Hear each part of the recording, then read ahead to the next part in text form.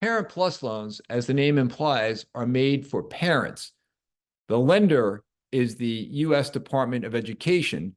The borrower is a parent, and there's no way to transfer this loan to a student.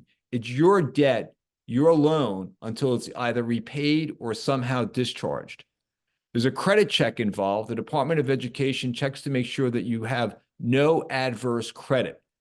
You have adverse credit if more than $2,085 is on your account at the credit bureaus, it's more than 90 days delinquent, or if that amount has been placed in collection or charged off in the last 2 years.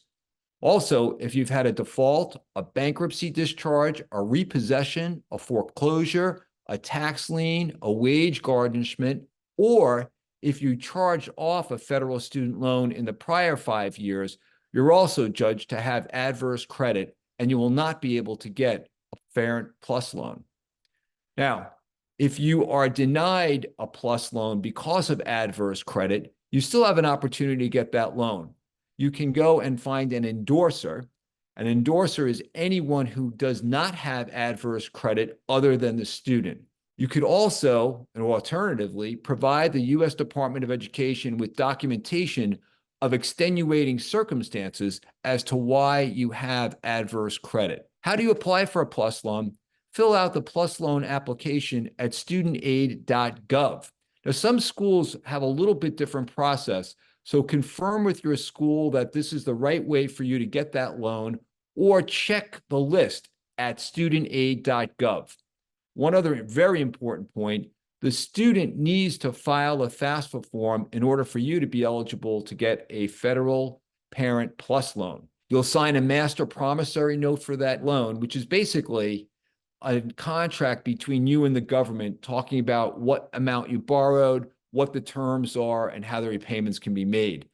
The loan proceeds are dispersed directly to the school.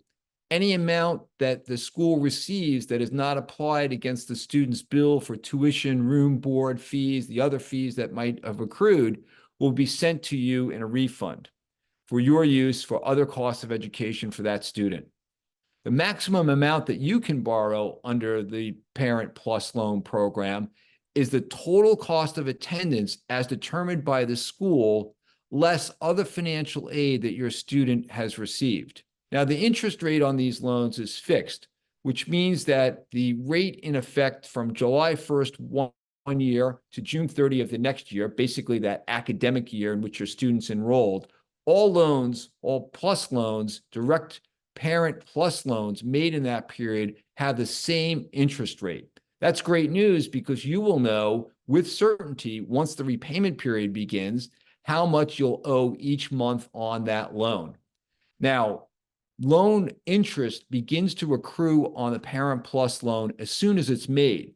Now, you can defer those interest payments until 6 months after a student separates from school, but that interest still accrues. So you need to either pay the interest only or capitalize the interest while that period's going on. Now, capitalized interest is a fancy way of saying not paying the interest, but having the amount of interest that was due added to the loan amount. Be careful of this because you could have a promissory note that says you borrowed $10,000. If you chose not to pay the interest while in school, the amount that you'll owe when that student separates will be greater than $10,000. So check that very carefully. The federal government also imposes a 4.228% origination fee for all Parent Plus loans. That reduces the amount of cash that the Department of Education sends to the college. It reduces that amount by $42.28 for every $1,000 you borrow, which means that the school will get $957.72 for every $1,000 that you borrow. After you receive your Plus loan, you'll be contacted by a student loan servicer, and they'll go through some of the several repayment plans that you can choose from. For more information about Parent Plus loans, go to studentaid.gov.